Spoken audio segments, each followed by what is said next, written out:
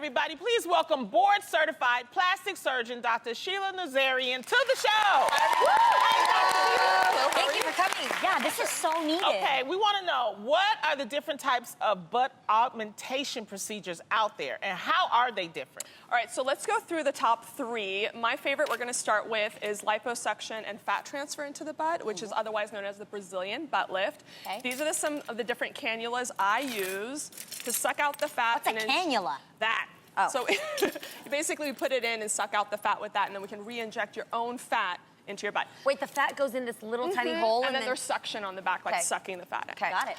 Next is butt implants, and these are not my favorite. They have about a 20% complication rate, but it is a good option for people who are, you know, on a budget and kind of want a fast result. Okay. And then these are sculpture bottles. So this is the newest thing. I do a lot of this in Beverly Hills, and people come in.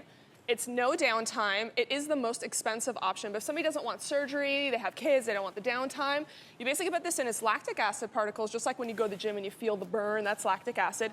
Your body will build its own collagen around it and create a butt, and it lasts about 3 to 5 years.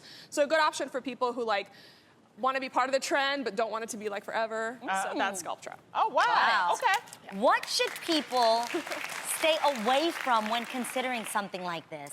So this is the public service announcement portion of this. Yes, and it's so needed. It I really mean, is. in Miami, LA, New York especially, people are going to mini malls, they're going to hotel rooms, and having literally Home Depot silicone or mineral oil injected into their butt. This is for like real. a couple $1,000s. And honestly, like a while back when I was still in residency at the county hospital, we had this lady come who 20 years ago went to some mini mall, got Home Depot silicone, injected in her butt, and like this implant, like you see it stays. Silicone, when it's injected, can actually travel down with gravity.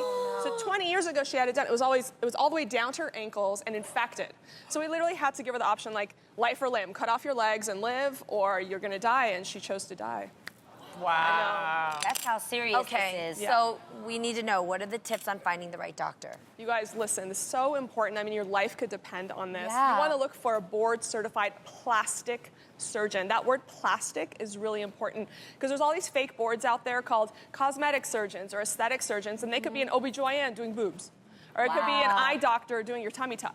And it's completely like legal. Nobody's going after it in the US because there could be one doctor in farm country that's like treating a 500-mile radius of people. So they let them do like remove an appendix, deliver a baby, because they're like literally the only doctor. But a lot of people take advantage of that and say, I'm board certified. Well, board certified in what? Right? Yeah. So you want to make sure you're asking the doctors, like, what did you do your residency training in? Or can you do this procedure in a hospital? Yes. Right. Because hospitals are really stringent. They will not allow an eye doctor to like put in boobs. Okay. Yes. But the other thing you want to do is make sure you're getting the surgery in your own country, unless you have the money to fly back if something goes wrong. Because what if you go someplace for cheaper, get a surgery, and you get an infection? What are you going to do? Yeah. Do you know what I mean? And the other thing, too, is especially like looking for that board-certified plastic surgeon. We're trained to deal with complications, so a lot of times in the news, we get a bad rap because there's these people who aren't real, they're not trained. Yeah. Somebody dies or gets hurt, and they think it's us, and usually it's not. So super important. Plastic surgeon, not cosmetic surgeon. Right. Plastic surgeon. Plastic surgeon. Okay, with the fat transfers, are there any type of maintenance that you have to do years down the road to keep it up? Yeah, so basically fat's dumb. It doesn't know if it's in your stomach where you don't want it or if it's in your boobs or in your butt where you do want it.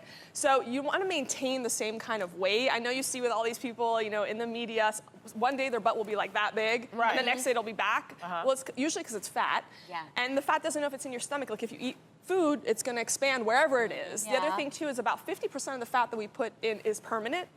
So we usually over-inject by a little bit because whatever else is left is going to live forever. So you kind of have to commit to a certain weight level.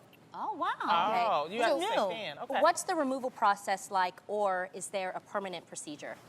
Well, the fat transfer is permanent, like we kind of discussed. And I have had patients who, like in the 90s, they had like their butt liposuction.